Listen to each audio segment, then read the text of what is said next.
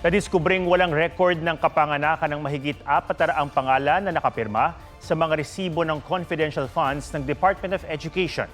May report si Jonathan Andal. Sa pag-imbestiga ng Kamara sa confidential funds, nadiskubre na isang Kokoy Villamin ang parehong lumagda sa ilang acknowledgement receipt ng Office of the Vice President at Department of Education. Napunan na noon ng magkaiba ang kanyang pirma sa mga resibo. Ngayon, kinumpirma naman ng Philippine Statistics Authority. Walang record ng kapanganakan si Kokoy Villamin at ang mahigit 400 pang pangalan na tumanggap ng confidential funds mula sa DepEd sa ilalim ni VP Sara. Kapareho yan ang nadiskubre tungkol sa isang Mary Grace Piatos na nakapirma naman sa ilang resibong isinimite ng OVP. Out of 677 individuals, 405 ay walang birth certificate o walang record sa birth certificate o pwede nating sabihin na non-existent.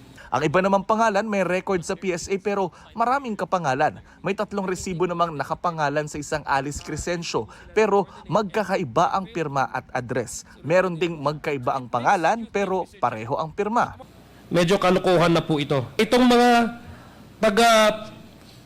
taga-pirma o tagagawa nitong mga ARs na ito ay hindi coordinated. And because of this, Mr. Chair, I believe that this receipt was again merely fabricated.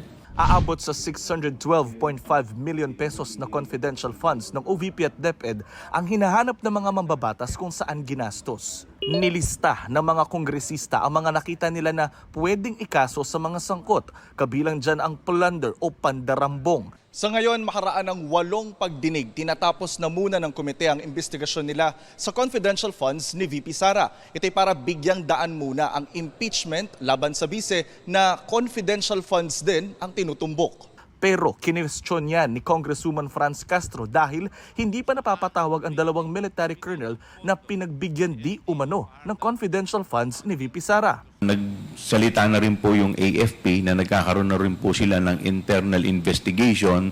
Wala rin po akong tiwala na magkakaroon ng partial investigation patungo doon dahil alam naman natin, tauhan nila yung involved.